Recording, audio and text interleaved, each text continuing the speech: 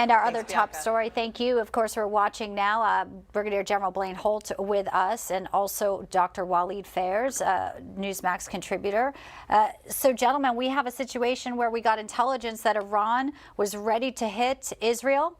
The new intelligence just into us moments ago and is saying that it could be happening as early as today. We're looking at video from April 1st. This was Syria, Damascus. They took out a top commander. IDF had the strike here on an embassy. Some say it was a building, but they were meeting. It was a bunch of terrorists meeting. Iran really ratcheted up the rhetoric, even saying if the U.S. gets involved, we're going to go after our troops. So I'll start with you since you're right here in studio, and then bring in Walid. Blaine, this latest CBS report that broke about 30 minutes ago says Friday this could happen. 100 drones, dozens of missiles aimed at military targets inside Israel. Iran is prepared to do this, knowing the consequences. And it actually looks like it's just about to start. There's several air raid signs going off all over Israel as we speak right now. There are missiles that have been reported in the sky.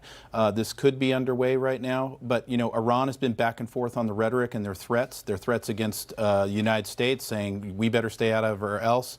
But it's going to be very dangerous, and I do feel like there is some sort of activity imminent against Israel for openers. And Walid Phares, an expert on Iran, has written several books on this. Obviously, we know Iran's closer and closer to nuclear capabilities, but this has reached another dangerous level here. What we're seeing now is possibly the biggest escalation of this conflict here. And the U.S., the concern is how we are drawn into this on a multi-pronged front. Walid, your biggest worst-case scenario with this new breaking report that it is not just imminent, it could be airborne as we speak. Yeah, I agree with the general and with you that this, at least one of these scenarios, could be underway. Now, analyzing the inner workings of the Iran regime, they know two things. Number one, if they decide now under pressure because of this operation that beheaded their leadership in Syria, if they have to do it, then they're going to have to do it to the limit of knowing that the Israelis are going to be responding. And the Israelis have this huge capability to have a full control of the skies. And we are in Iraq, we are in Syria as well. The Israelis have the submarine in the ocean, the Indian Ocean. So the leadership of Iran is under two pressures. On the one hand, they have to do something. Otherwise, their militias will say, well, we're going to get hit by Israel and Iran. The mothership is not going to answer. On the other hand, Iran's love timing, meaning the leadership, the regime. They want to always attack their enemies on their own timing. This is now not the timing of Iran. Israel said, if you attack us, we're going to go straight into Iran itself. And of course, you asked about the American position. Well, there could be differences between the Biden administration, the Bibi Netanyahu government, but when it comes to missiles lobbed by the Iranians across 3 countries into Israel, we have no choice except extending, you know, our protection, our air protection across those 3 countries. So if people have been watching this as closely, it's been somewhat of dramatic past 24 hours, because as early as yesterday, Iran said we're signaling, this was from some leaders in Oman, that they didn't want to escalate. And now today it's imminent. So this is some strategy, Blaine. There's something going on here that is deeper than what we're reading into. So what should we be looking for that we're not seeing really read between the lines? So I think Walid's really hit on something very interesting here. If Iran is acting right now, they're probably not doing it on their timetable. There is some forcing function, and it indicates to me that there's probably a debate in their bunkers about how this thing should be handled. There is a lot of pressure in Iran right now, but what they're also saying is United States, you better not attack us back. And then they're saying the same thing. Apparently, we've got some sort of communication to Israel saying we want to be advised in the United States before you do something to Iran. That's unusual, because I would have expected them to do that anyway. That's what allies do with each other. CENTCOM is over there. We know in Israel, you know, Iran has its tentacles, its proxies everywhere. Obama sending, you know, $1.8 billion in cash over there hasn't helped, you know, us deter them at all, Walid. In fact, they feel emboldened. If they're going to do something, we know they're going to do it before potentially Donald Trump takes office as well. This is the time. Absolutely. You described it like a radar, precision radar. They have a few months before our elections, and they calculate like we do. If this same administration continues, they're going to continue with their games. They're going to extract those billions of dollars long as they can, advancing on the ground, trying to paralyze Israel. That's what they have been doing over the past 3 years. and also since October the 7th. But if a Trump administration comes in, they remember very well that his first action was to withdraw from the Iran deal. And then his second action was to put the IRGC, meaning the Pasdaran Revolutionary Guard, on our terror list, and it's still there. So they know they have those months. They're going to achieve as much as they can. Probably, if they are sure that they're going to be a different administration, therefore a different policy, they may show us the product that they have been talking about. They may show us some nuclear capabilities by the end of the 9 months that we are going to traverse now.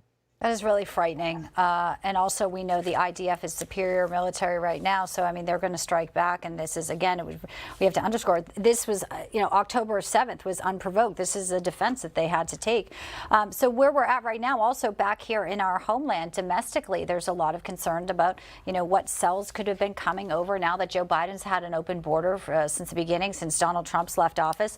Ray's talking about how it's crunch time. This is part of why they were pushing FISA yesterday. And we just see right now the vote that's happening on the House floor. Blaine, it will be obviously a point of contention for Speaker Johnson. So there's military and there's politics, but in the middle there's an election, and there's also Americans, who some say, not only do they not trust the FBI, they see a government that's weaponized against them when they're literally letting people in the border like an Afghan national and letting them roam the country freely, but they want to surveil Americans without a warrant, and they can't justify it.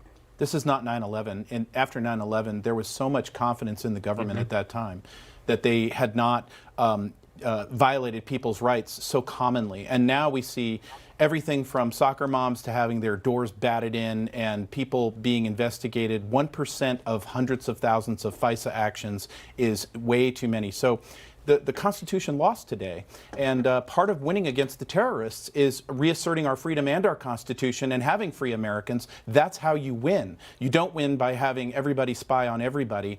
Maybe you close your border and maybe you deport a whole bunch of people who shouldn't be here. Yeah, well, we haven't seen that as of late, and doesn't look like that will be changing. We even said Kamala Harris in Arizona talking about abortion, not about the wide open border. Finally, Walid, I'd like to just step back one point. As we were domestic, now let's widen out one more time to put a finer point on it. Iran's not doing this unless they know that China and Russia might have their back in some way, shape, or form, even if not optically, outwardly. How does that trio there, the Axis, which hates the West and hates Israel, how do you see them now kind of coalescing in where we are in this dangerous point in the Middle East war? Bianca, if we oversimplify for the sake of time, we'd say Russia and China are committed to supply Iran with what it needs if their homeland, if their territory is attacked by either Israel or the United States. But they're not going to send armies to die for the Iran regime to survive. So in between, we understand that if Iran leadership wants to cross the red line, and I'm sure the Russians and Chinese told the Iranians, because Russians and Chinese are not ready to open a Middle East conflict at this point in time. The balance is not with them. Maybe if this administration survives politically, that would be a different story. So the Iranians will get weapons, will get technology, will get also a lot of intelligence. That's huge in the battlefield. Imagine Russians and Chinese giving that kind of technological intelligence to Iran. But coming and fighting with Iran against Israel, I don't think it's a choice at this point. I have about 20 seconds. Blaine, will you tell us, are we at a point of no return here, or is there still a way to kind of ratchet down some of this? There was that report yesterday that Iran said it didn't seek for escalation. So with at least that's still partly out there, or is this too far gone? It's not too far gone. If the phones are ringing off the hook in Beijing, in Moscow, and Tehran, there is a chance that we can de-escalate this by showing where this could go and how horrific it could be. There is still a reverse gear.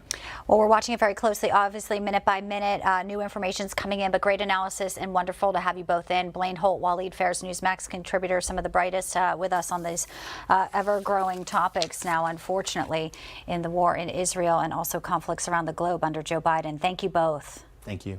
Thank you for having us. Pleasure.